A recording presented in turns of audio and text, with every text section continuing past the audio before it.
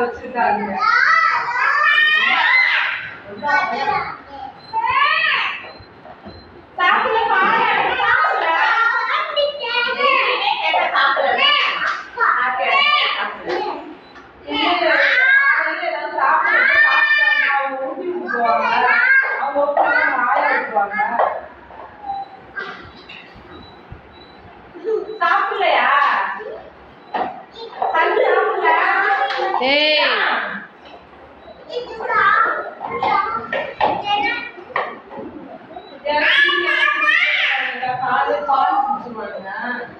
மத்தியானம் சாப்பிடுவாங்க.